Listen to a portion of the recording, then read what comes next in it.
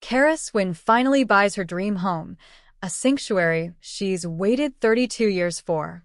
But the moment she steps inside, the furniture she painstakingly ordered has vanished, replaced by her sister's filthy castoffs. A simple betrayal spirals into a twisted game of family manipulation, hidden secrets, and a calculated attempt to ruin her life. As Carys fights to reclaim her home, she uncovers shadows in the foundation, hidden rooms, cryptic messages, and a spectral presence that seems determined to warn her. Every step she takes draws her deeper into a mystery where love, trust, and survival hang by a thread. In a house full of ghosts, Carys must confront the past, protect the innocent, and face the ultimate question: who can she really trust? The highway narrowed as Carys Wynn followed the coastline north. The late autumn fog rolled in from the Pacific, ghosting over the guardrails and swallowing the horizon until sea and sky merged into one muted sheet of silver. She cracked the window and caught the scent of salt, pine resin, and rain-damp asphalt. It felt like a threshold, a place where ordinary life ended and something else began. Her phone had lost signal 30 minutes earlier. She didn't mind. For the first time in months, the silence was hers alone. The only sound was the rhythmic thrum of tires against wet pavement and the quiet pulse of her own thoughts. You wanted quiet, Carys. You got it. Ahead, a wooden sign appeared through the fog. Haven Ridge, POP 3212, welcome to the edge of the SCA. A quaint name for a town barely clinging to the cliffs. She eased off the gas, following the sign toward a road lined with black spruce and dripping ferns. Her GPS map had frozen, but she remembered Margot Keene's message from the night before: just follow Harbor Road until you see the old lighthouse. The inn is across from it. You can't miss it. The Harbor House Inn had stood on that bluff for almost a century. Once a grand retreat for travelers, now a half-abandoned relic. Carys had been hired to redesign its interior for a restoration investor out of Portland, a 6-month contract that promised good pay and, more importantly, distance from everything she'd left behind. She tightened her grip on the steering wheel as memories pressed in: a small apartment emptied of boxes, a letter with no signature, and the silence that followed the final ring of a phone that never rang again. The fog felt kinder than people had been. A bend in the road revealed the sea, dark and immense, colliding against black rocks below. Above it stood the lighthouse, its glass eye long unlit, and across from it, the Harbor House Inn, 3 stories of weathered cedar with a wraparound porch and gabled windows like watchful eyes. Carys parked near the steps, the engine ticking as it cooled. The air outside was sharper, laced with mist. Seagulls wheeled overhead, their cries echoing off the cliffs. She pulled her hood up and studied the inn. Curtains fluttered behind one of the upstairs windows. Someone was waiting. The front door opened before she reached it. A woman in her late 60s stepped out, her gray hair braided and pinned, a knit shawl tight around her shoulders.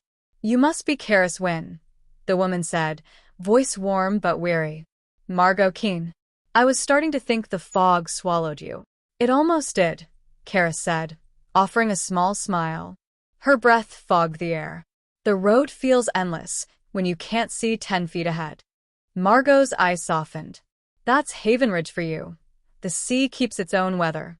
Come inside before it decides to rain again." The lobby smelled of cedar, lemon polish, and faint mildew. A great stone fireplace dominated one wall, unlit, its grate filled with ashes.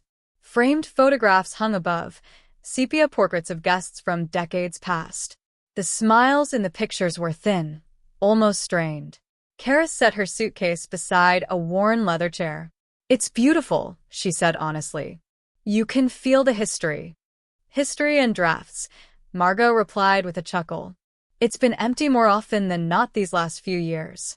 I'll be grateful to hear footsteps again."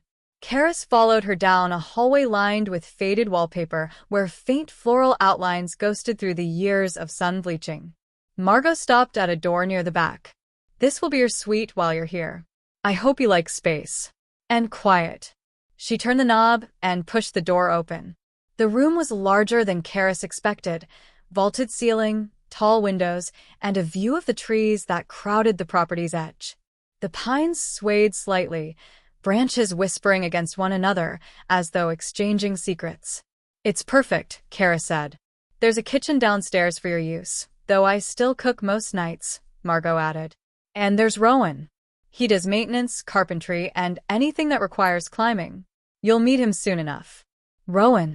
Rowan Ellis. He'll help you with whatever structural work you need for the redesign." Carys nodded, trying to imagine the man from the tone of Margot's voice. She pictured someone older, maybe gruff, with calloused hands and a practical manner. That suited her fine. She was here to work, not to form attachments. Margot glanced toward the window. Best unpack before dark. Power can be fickle when storms roll in. After she left, Carys opened her suitcase, unpacked her sketchbooks, pencils, and camera. The room creaked around her, timbers settling with the sound of distant sighs. Outside, the pines leaned closer, and the fog thickened until the forest became a wall of shifting gray. She pressed her palm to the cool window pane. Somewhere beyond the trees, the sea roared unseen. The isolation felt vast, but it was the kind of vastness she'd sought, the kind that could hold a person without asking questions. By dusk, the first rain began. Fat drops pattered against the porch roof as Carys wandered through the inn's lower floor, studying the architecture. The structure was solid but tired. Decades of damp had warped the trim, and the wallpaper peeled like old skin. She noted repair ideas in her notebook: restore original moldings, sand down beams, lighten color palette. She liked the work. It gave shape to silence. A creak behind her made her turn. A man stood at the end of the corridor, a toolbox in hand. Taller than she expected, maybe mid-30s, with storm-gray eyes that matched the weather outside. His flannel sleeves were rolled to his elbows, exposing the kind of strength that came from work, not gyms. "Didn't mean to startle you," he said, voice low. "Margot said our new designer arrived. You must be Rowan Ellis." She extended a hand. "Carys Wynn." He wiped his palm on his jeans before shaking hers, firm and brief. "Welcome to Haven Ridge." "Thank you. It's beautiful here. A little eerie, maybe." Rowan's mouth curved slightly. "Eerie keeps the tourists away." She laughed softly. "That's one way to look at it." He nodded toward her notebook. "Are you already taking notes?" "Always. Old buildings talk if you listen." "Then you'll fit right in." He tilted his head toward the window. "Just don't go walking the forest trails after dark." Carys raised an eyebrow. "Because of the cliffs?" "Because sometimes people don't come back from them." His tone was matter-of-fact, but something unreadable flickered behind his eyes. "A storm can rise fast. The ground gives way. Best to keep near the light." She waited for him to smile, to turn the warning into a joke, but he didn't. Instead, he adjusted the toolbox and walked past her, boots echoing across the floorboards. When the front door closed behind him, the silence that followed felt heavier than before. That night, rain lashed the windows. The power flickered once, twice, then steadied. Carys sat at her drafting table, lamp haloing her sketches, concepts for the lobby's restoration, patterns inspired by waves and pine needles. The repetitive lines soothed her. She lost track of time until a floorboard creaked in the hallway. She looked up. "Margot." No answer. She stepped to the doorway, listening. The hall stretched empty, shadows pooled in the corners. She told herself it was wood contracting with temperature change, yet the sound had been distinct, a deliberate footstep. Outside, wind pressed branches against the windows like hands. The trees whispered, and somewhere deep within them, a single faint sound drifted through the storm, a low hum, almost human, rising and fading with the wind. Carys shut the door, locked it, and forced herself back to work. But when she looked down at the page, her hand stilled. Drawn across her design, in her own pencil strokes she didn't remember making, was a sketch of the unseen from above, every angle exact, and in the top-floor window, a small figure stood watching. Morning arrived thin and pale, dripping through a veil of fog. Carys woke to the steady hiss of rain on the porch roof and the rhythmic creak of the inn's timbers. For a moment she forgot where she was, until the smell of brewed coffee drifted up from below. She dressed quickly, wool sweater, jeans, hair tied back, and descended the narrow staircase. The lobby looked softer in daylight. Dust motes floated through shafts of gray light. Margot stood behind the reception counter pouring coffee into 2 mugs. "Morning, Ms. Wynn," she said. "You survived your first Havenridge storm." "Barely," Carys replied, accepting the mug. "The whole place sounds alive when the wind's up." Margot smiled faintly. "That's this house for you. Always had a voice." Her eyes lingered on Carys, searching. "Did you sleep all right?" Carys hesitated. "Mostly. Just dreamt, I think."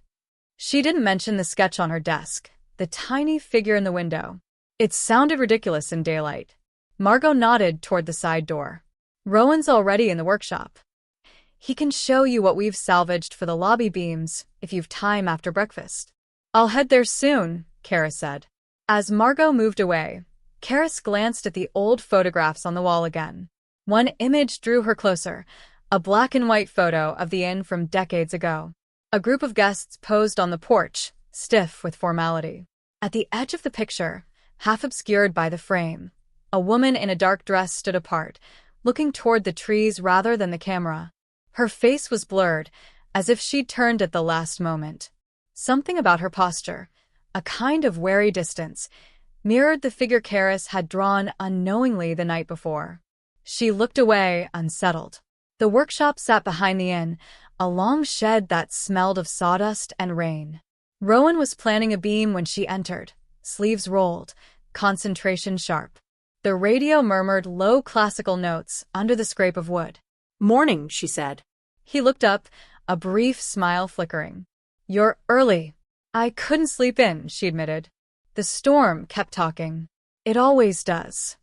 He gestured to the beam. "Heartpine. Pulled it from the east wing. Stronger than it looks." She traced the grain with her fingertips. "It's beautiful. I'd like to leave the natural finish exposed." He nodded approval. "Good choice." They fell into easy rhythm. She measured, sketched rough elevations, he cut, and sanding. Outside, gulls cried over the surf. The quiet between them wasn't awkward. It felt measured, safe. Yet every so often, when he thought she wasn't looking, Rowan's expression clouded, as if listening for something distant. During a pause, she asked, "How long have you worked here?" 5 years off and on, he said. Margot needed someone after her husband passed. "Were you close to him?" He shrugged. "Closer to the house, I guess. Buildings outlast people." Carys studied him, wanting to ask more but sensing boundaries. Instead, she said lightly, "Then maybe we'll give this one a few more decades." A shadow passed across the window. Both of them turned. The fog had thickened again, pressing white against the glass. For a moment it seemed to move, as though a shape glided through it. Rowan stepped closer, squinting, but the blur dissolved into nothing. "Probably a deer," he said, though his tone lacked conviction. Later that afternoon, Margot insisted on showing Carys the cellar to assess moisture damage. The door was behind the kitchen, half hidden by an antique cabinet. When Margot opened it, a cold breath of air exhaled from below. "Careful on the steps," she warned. "They're slick." Carys followed her down into darkness that smelled of damp stone and salt. The single bulb overhead buzzed weakly. Boxes lined the walls, old linens, furniture legs, dusty jars labeled in fading ink. Margot pointed toward a low archway. "That leads to the foundation wall. We sometimes get seepage from the bluff." Carys crouched, running her flashlight across the masonry. Water glistened in seams. "You're right. Needs sealing. I'll note it." Something else caught her attention, a small wooden crate pushed halfway under a workbench. "What's in there?" "Oh, that? Just storage." Margot's voice tightened slightly. "My late husband's things. Tools, papers. Nothing useful now." "Mind if I—" "I'd rather you didn't," Margot interrupted, brisk now. Dust and memories both caused sneezing. She forced a smile. "Let's head up. It's colder than it looks." Carys followed obediently, But as she reached the stairs, she couldn't shake the impression that the air behind her shifted, as if someone had exhaled softly in the dark. That evening, while cataloging materials, she noticed faint marks on her palm, a thin smear of graphite. She'd washed her hands hours ago. When she opened her sketchbook, a fresh drawing waited on the page she'd left blank that morning.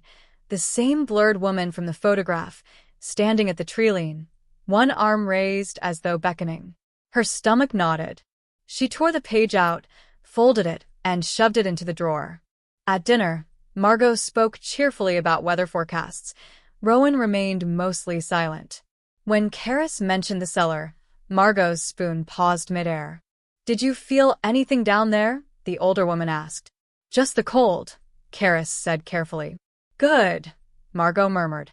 "Sometimes people say they hear the sea under the floorboards. It's nonsense, of course." She resumed eating, and the conversation closed. Rowan's gaze met Carys's briefly across the table. His eyes held a quiet warning she didn't yet understand. The wind had picked up again, rattling the windows with a voice like low thunder. Rain hammered the roof in uneven bursts, as if the storm itself was impatient. Carys stayed by the fireplace in the main parlor, sketching her plans for the refurbished inn, but her eyes kept darting toward the cellar door. The faint memory of the crate, the graphite marks on her hand, and the drawing in her sketchbook gnawed at her. Rowan entered carrying 2 mugs of tea. "You look tense," he said. "Storms do that." Carys shook her head. "It's not the storm. It's the something about it. I keep feeling watched." He frowned, sitting down beside her. "Old houses have shadows. And sometimes people see things that aren't there." "Maybe," she murmured, but it felt real in the cellar. Rowan's expression hardened slightly. "You mean beyond the cold?" "Yes," she admitted. "Like someone or something was moving." He studied her for a moment, then nodded. "I'll come with you tomorrow. We'll take a proper look." Morning came with a brittle light, sharp as glass. Carys and Rowan descended to the cellar with lanterns in hand. The air was damp, brackish, and smelled faintly of earth and salt. Rowan paused near the archway. "This wall hasn't been opened in decades. The foundation's solid, but there might be something behind it." Carys' heart thumped. "Something like what?" "Don't know," he admitted. "Storage, hidden passage. Sometimes old inns had secret rooms for guests who needed discretion." She swallowed and nodded. "Let's see." They pried away loose bricks, carefully, methodically. Behind them was a narrow, low-ceilinged tunnel, smelling of wet stone and old wood. "Perfectly dry," Rowan said. "Someone designed this right." Carys shone her lantern down the passage. It seemed to stretch for yards, the end fading into darkness. Her pulse quickened. "We should check it out. I need to know what's here." They crept forward. Water dripped from the ceiling, echoing in uneven rhythm. The floor was slick, but the walls were surprisingly smooth. At last, the passage opened into a small chamber. The air inside smelled of dust and ink. Papers littered a wooden table, brittle with age. Carys picked one up carefully. It was a ledger, detailing guests and rooms from decades ago. Names, dates, odd symbols scribbled along the margins. "Seems like someone kept a record," Rowan said. "Of what, I wonder?" Carys' eyes fell on the far corner. A stack of old boxes contained letters, yellowed and fraying. She pulled out one and unfolded it. The handwriting was elegant, looping, almost imperious. "They must not know the way. Guard the path. Only she can see." Carys shivered. "This isn't ordinary storage." Rowan leaned closer, scanning over her shoulder. "There's something about this house. Something that wants to be found." A low moan echoed from the tunnel entrance. Both froze. The lanterns flickered. The hairs on Carys' neck stood on end. "It's just a storm," Rowan said, though his voice lacked conviction. "Probably." A second moan, closer this time, seemed almost human. Carys stepped forward, hand trembling. "Someone's here." The shadows coalesced at the tunnel entrance. A figure emerged, thin, blurred at the edges as if not fully part of the world. A woman's shape, face obscured. Carys' breath caught. The figure raised a hand in a slow, deliberate gesture. "You see me," the figure whispered, voice echoing. Carys felt a chill run through her bones. What are you?" The figure shifted. For a moment, it seemed almost like her, like a reflection from a mirror she hadn't looked into. Then it vanished, leaving only the scent of rain and damp stone. Rowan grabbed her shoulder. "We should go. Now." Back in the main parlor, Carys sank into a chair, lanterns still glowing. "I don't know what that was," she said. "It felt urgent. And it wanted me to see it." Rowan placed a comforting hand on her arm. "Whatever it was, it didn't follow us out. Maybe it's a memory of the house. The energy left behind by someone who lived and loved here long ago." Carys nodded, though the unease lingered. "Maybe. But it feels like a warning, too." Rowan's eyes met hers, steady and warm. "You've faced worse. You'll handle this, too." For the first time since arriving at Haven Ridge, Carys felt a strange calm. The storm could rage, shadows could stir, but she was not alone. The following weeks passed in a blend of restoration and discovery. Carys poured herself into refurbishing the inn, uncovering hidden panels, stabilizing floors, and cleaning decades of dust and decay. Rowan stayed close, guiding her hands, sharing stories of the inn's past. Through it all, a quiet bond grew.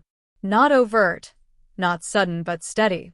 A smile shared over lunch, a hand briefly brushing against hers when passing tools, quiet conversation into the evening as the storm raged outside.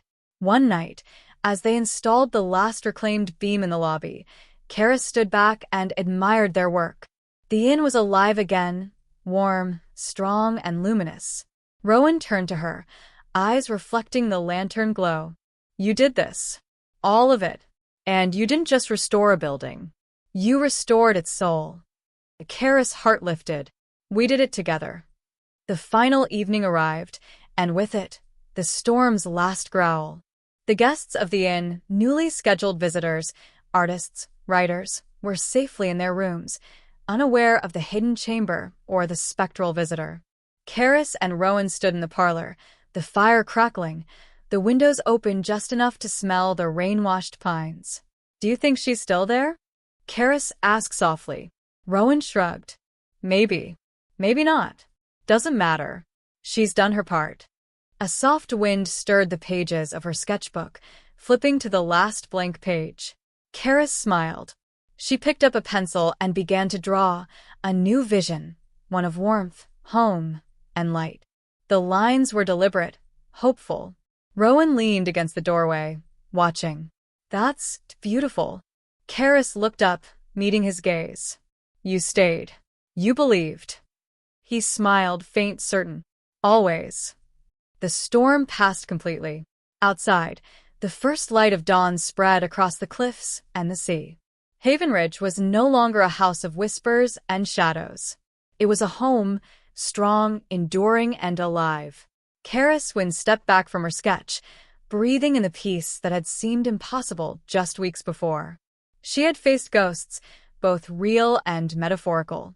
She had set boundaries, fought for respect, and reclaimed her life in every sense. And, finally, she could let herself rest.